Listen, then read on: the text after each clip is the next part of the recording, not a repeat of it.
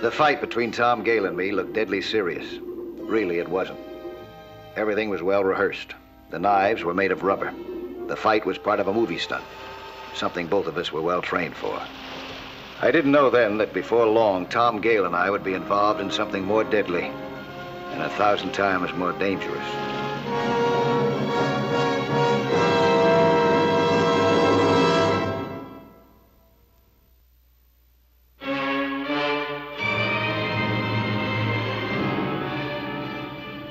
Movie stuntman Tom Gale and I had finished our job. I was collecting my equipment when Tom suddenly turned to me. Mike, how would you rate me as a diver? Are you serious? Yeah. How would you rate me? Oh, you're very good. Then you'd be willing to work with me again? Anytime. Yeah, you got what it takes. You got a lot of guts, but at the same time, you don't take any foolish chances. Why, you got another job lined up? Not right now. I'll let you know if anything turns up. See ya. It was obvious that something was cooking in his head. Something that had to do with me. A couple of days later, I found out what it was, but not from Tom.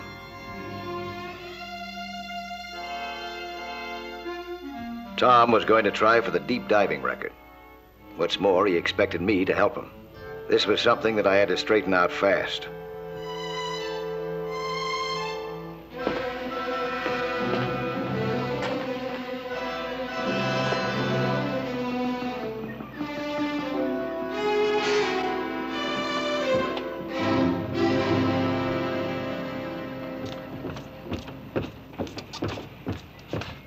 Hi, Mike. Welcome aboard. Want to explain this to me? I figured you'd be surprised. I didn't give you permission to use my name. Well, don't get sore. I tried to reach you all day yesterday, but you were out. Well, this is out, too. Call the papers and tell them that. Why? Just the other day, you said you'd be glad to work with me. Not for a stunt like this. Now, Mr. Nelson, just 1 second, please. Now, this is a worthwhile project. I suggest you take it seriously. This is my father, Buster Gale. Well, if you're his father, I suggest that you pound some sense into his head. I never tell him what to do. He's his own man. He wants this record, and I'm here to help. What do you expect to gain by this? Well, I'm a diver. I want to build up my reputation. Believe me, it's not worth the risk. Risk? Why, the Gale family thrives on risk. Maybe you don't remember, but I was Olympic high diving champion 3 times running. This boy's a chip off the old block. Well, no offense, Mr. Gale, but fancy diving is quite different than deep sea diving. Tell him what it's like 300 feet down, huh? And tell him how many men have lost their lives trying to break that record. How many? Over 200. A lot of those guys didn't have the right equipment, and they didn't have you to help. Well, you haven't got me either. Now, let's get that straight. Well, you get this straight, Nelson. If he hasn't got you, he's got me. I'll plan the operation for this boy. I'll get him in condition. I'll make sure if he wants this record, he gets it. And believe you me, when a Gale wants something, he does get it. Hi, honey. This is Mike Nelson. It's my wife, Mike. Hello. I'm so happy to meet you. My husband's always talking about you. Are you going to help him? No, he's not. But you say he's done so much to promote skin diving. Promote it, yes. But damage it with a foolhardy stunt like this, This is a job for the real pros, for the Navy. It's got the equipment, the skill, and it wouldn't be just a publicity stunt. I'm sorry, Mrs. Gale. You call the paper about that, Tom. Don't worry, boy. The old man will take care of everything.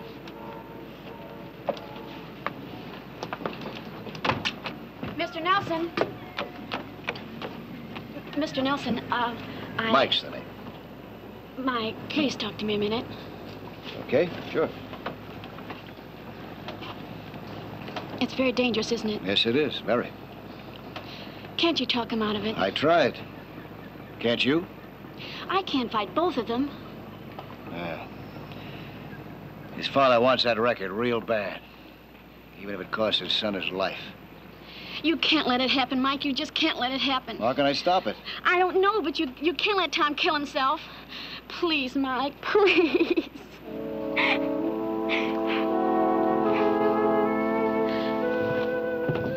I had to stop Tom Gale from killing himself, for personal reasons and for the danger that it would do skin diving in general. The only way that I could do it was to see that his attempt at the record was painstakingly planned. So, reluctantly, I agreed to supervise the planning, but to take no part myself in the attempt. First, I insisted that Dr. Hugh Benedict, who had been working with divers for 20 years, be brought in to keep constant tab on Tom's physical condition. He put him on a special vitamin diet to fortify him. We got hold of a portable decompression chamber, an absolute must in the event anything went wrong underwater. We worked out a mixture of helium and oxygen. Object, to eliminate nitrogen from his breathing. Bus rounded up a couple of divers to serve as relay men. Part of their job would be to lash extra air tanks to the cable at each decompression level, so that as Tom returned toward the surface, he'd have fresh supplies of the proper mixtures. They'd also be available for emergencies, if any.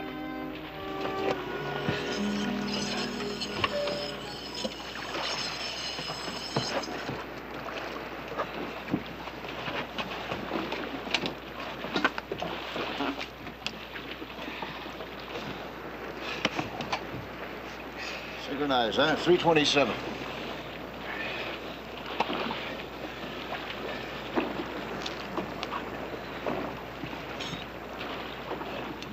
I took Tom and the relay men below to test the diving lungs.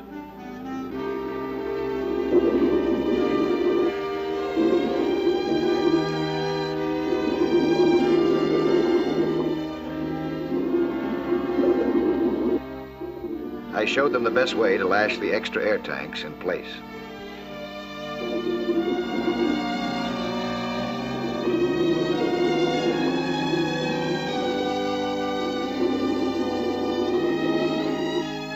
We were 200 feet down in the ocean, under terrific pressure, beyond the limits of most divers.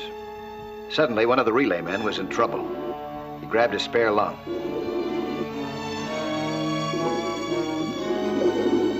He was starting to surface, but without proper decompression. A fatal mistake at a depth where there is no margin for error. I swam to his side, helped him with the extra tank. I checked his valve, but couldn't find anything wrong. He'd obviously panicked.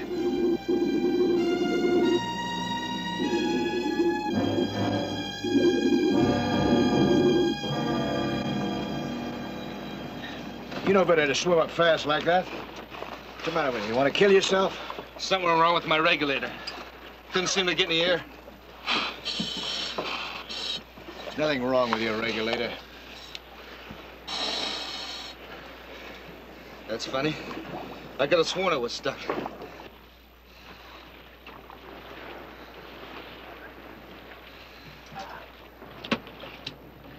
Charlie's got to go. Why?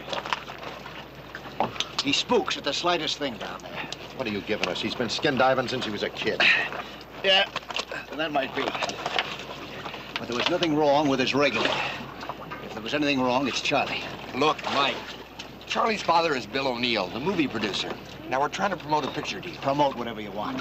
But let's get rid of Charlie, huh?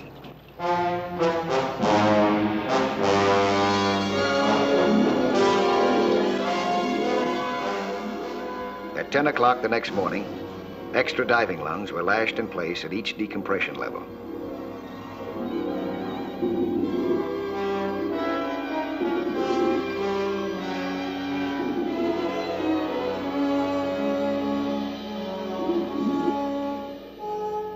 On the surface, it was like a county fair. Tom posed for the news photographers with the official judge, Lieutenant Dan Taylor of the Navy's Underwater Demolition Reserve.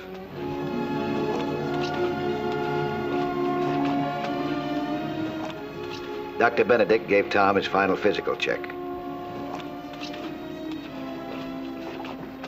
I played doctor to the equipment, inspecting everything, from the decompression chamber to the smallest belt buckle in the diving lungs.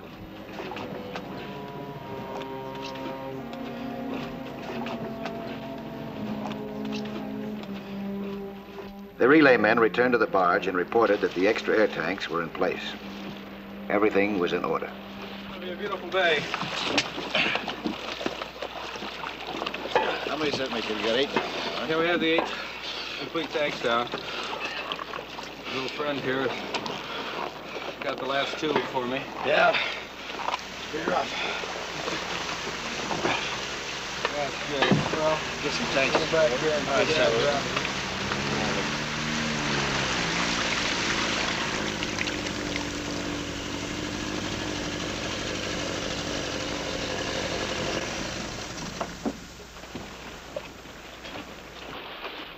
Hiya, Mike. Sorry. About what? Buzz told me to be here by 9, but man, was it rugged getting up this morning.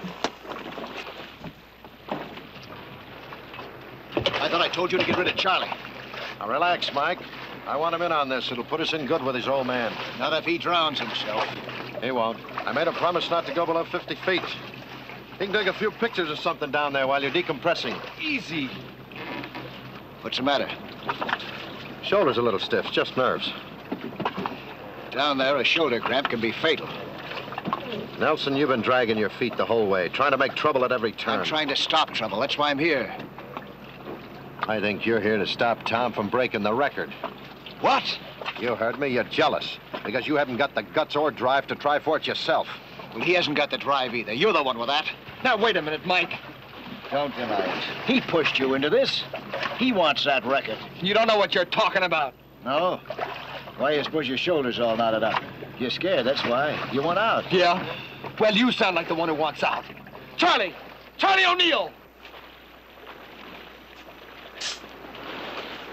Get a helium rig. But Buzz said I was only going down to 50 feet. You're going 200 feet. You're gonna be safety man. Well, come on, I haven't got all morning. Don't let him do it. I told you once before, when a Gale wants something, he gets it. You just stay out of the way.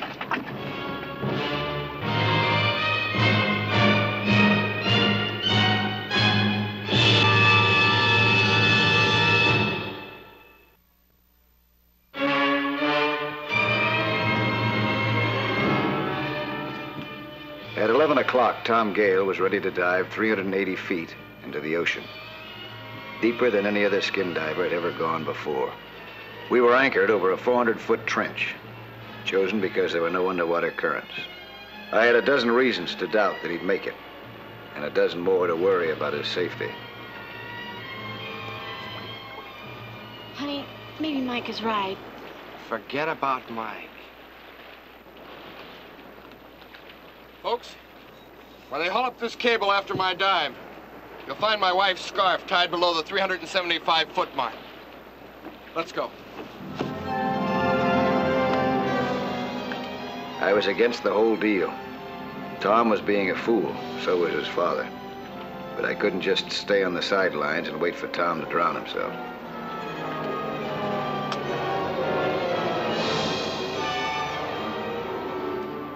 While I was putting on my diving lung, Tom and O'Neill were approaching the 50-foot level. O'Neill was having trouble with his ears. Tom waited while he tried to clear them.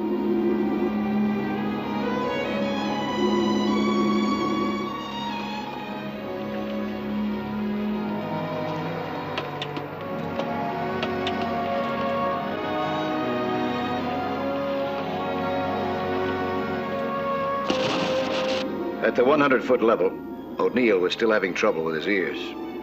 He could hardly bear the pain, but he was afraid to keep Tom waiting any longer. I managed to clear my ears at once.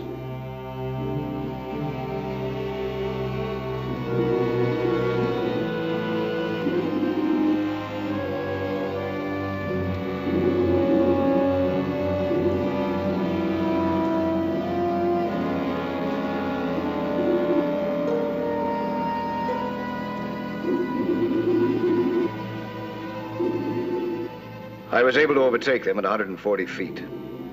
I tried to get Tom to surface and give up the attempt.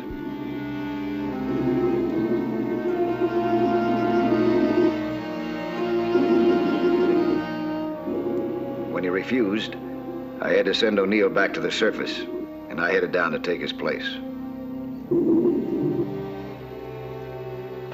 Meanwhile, on the surface, it was time for the two safety men to swim down and wait for us at the first decompression level.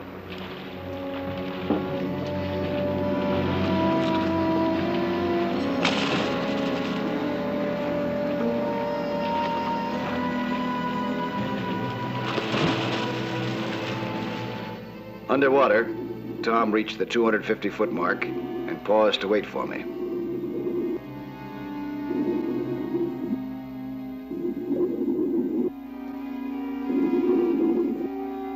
I was to maintain a station there for the 4 minutes we had scheduled for him to dive to the record depth. He was to tie his wife's scarf to the cable and return to me.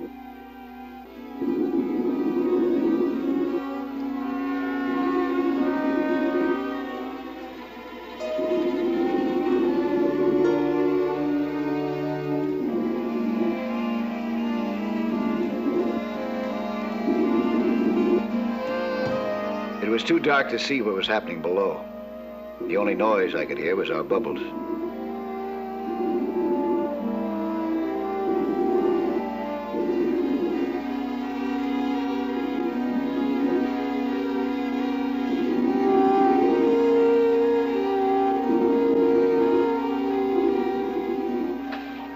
Now, there ought to be a signal in a minute or two.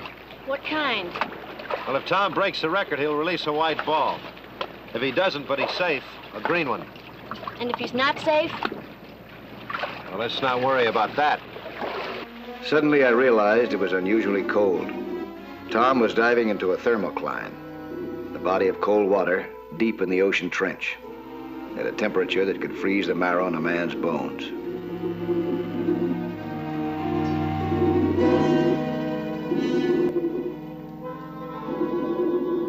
Down below, Tom made a supreme effort and reached his goal. He should have been thinking of the time and temperature. Instead, his mind was on publicity. Numbed by cold and slowed by the pressure, he started making mistakes. He tried to tie the scarf to the cable, but his gloved fingers were too awkward. Even without the gloves, his cold hands were clumsy, and already so stiff that he foolishly let the gloves get away from him.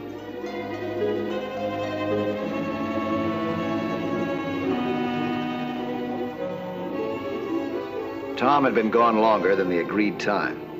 I didn't know where he was or what had happened. I had no other choice but to go down for him. I released a marker ball to warn the men above. Groggy as he was, he realized that he had to go up, so he started upward, leaving the knot only half tied. It's red. That's trouble, isn't it? Yeah. Tom agonizingly made his way back to the 320-foot mark.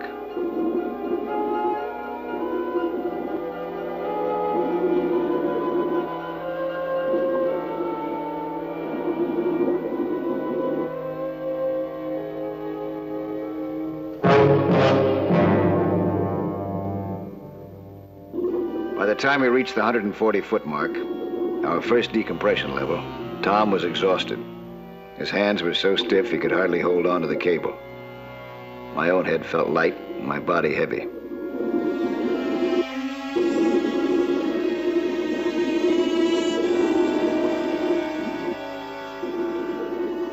I turned Tom over to the relay men. It was their job to give him a new mixture of gases to breathe.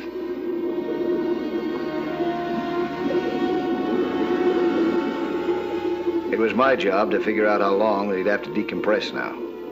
Originally, the total time of decompression had been estimated at 1 hour and 42 minutes.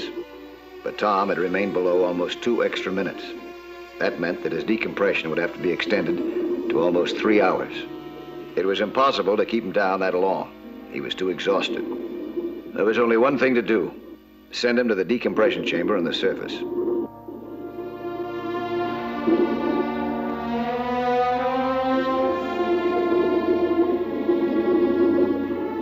chamber could handle only one man. That left me out and down. I had to decompress in the water.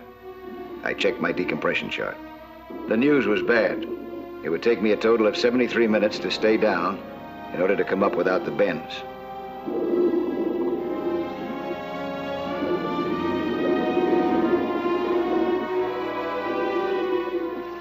In the meantime, Tom was placed in the decompression chamber.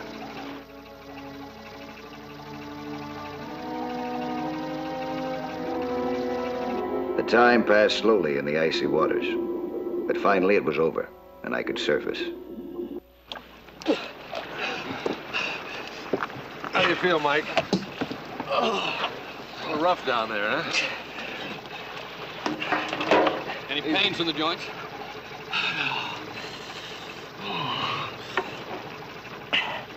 How is he? How's Tom? Hard to say till he comes out.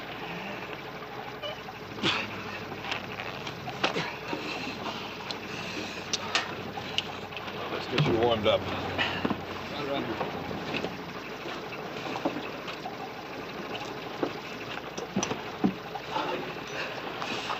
Well, he did it, Mike. Broke the record. Tied Sandra's scarf at the 380-foot level. Congratulations. How much longer's he got to go? About 10 minutes. Hi, Tom. How you feeling? I feel great. Just a little.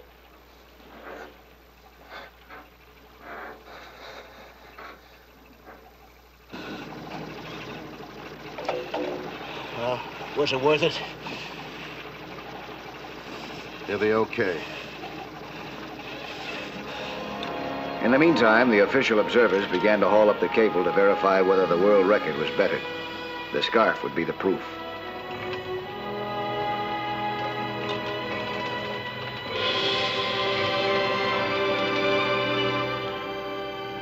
The moment when a man comes out of decompression is always rough. No matter how good his condition seems, there can be serious shock, even heart failure. Put us in the blanket, huh? Put your legs up, what? Right there. Good walk. Will he be all right? You'll need a week in the hospital. How do you feel? Awful. But I did it. I broke the record. Sure you did, son. Hey, Lieutenant. How about it? What's the exact measurement? I'm sorry, there isn't any. The scarf wasn't on the cable. What? What do you mean? I tied it there. I know I did. Must have slipped off. And the whole thing was wasted?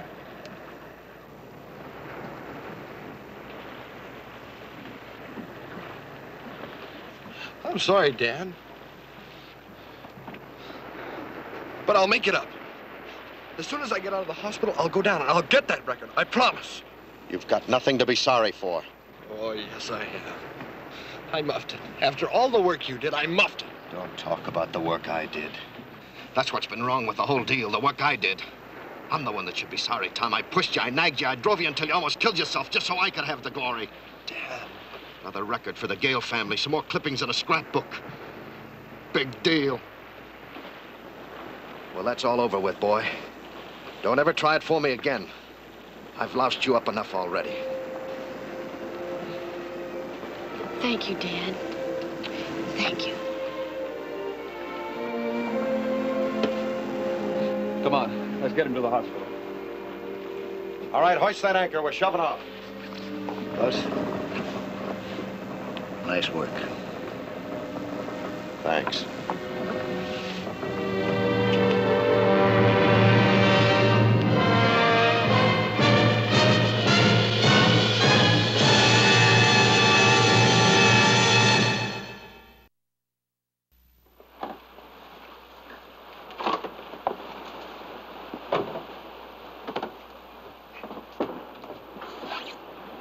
I'll be back next week at the same time with another sea hunt story. Plan to be with us again, huh?